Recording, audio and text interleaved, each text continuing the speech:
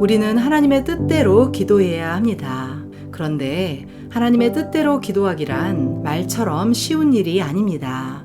하나님의 뜻대로 기도하라고 하니 무슨 기도를 해야 하지?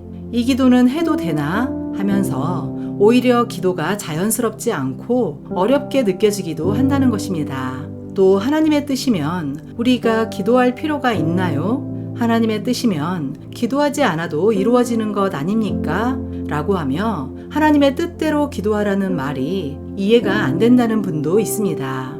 하지만 하나님의 뜻이어도 우리가 기도해야 할 이유가 있습니다. 첫 번째, 그것은 바로 하나님의 뜻이 이루어지지 못하도록 마귀가 역사하기 때문입니다. 우리가 기도하지 않는데 하나님의 뜻이 저절로 이루어지지는 않습니다. 기도하지 않으면 마귀가 원하는 역사가 나타난다는 것입니다.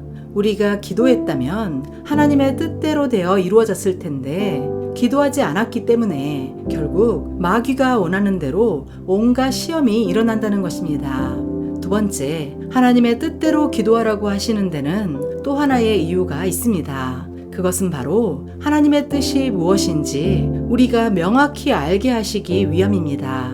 예수님은 겟세마네 기도를 통해 이 잔을 내게서 지나가게 해달라고 하셨지만 자신이 이 잔을 마시지 않고는 온 인류를 죄에서 구원할 수 없기에 아버지의 뜻대로 되기를 원한다고 기도하셨습니다.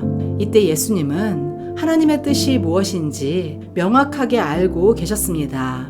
기도를 통하여 하나님의 뜻이 명확해진 것입니다. 하나님은 우리의 문제를 다 알고 계십니다. 그러나 우리는 우리의 문제가 무엇인지 모릅니다. 우리는 하나님께서 어떤 일을 하실지, 하나님이 무엇을 주실지 모릅니다. 그래서 기도해야 하는 것입니다. 우리가 하나님께 구하는 것은 하나님이 모르시기 때문이 아니라 바로 우리가 모르기 때문입니다. 그러나 우리가 하나님의 뜻을 구하는 기도를 계속하게 된다면 우리는 하나님의 뜻을 점점 더 명확하게 깨닫게 될 것입니다. 그래서 하나님의 뜻이 이루어지려면 그분의 뜻대로 하는 기도가 반드시 함께 가야 하는 것입니다.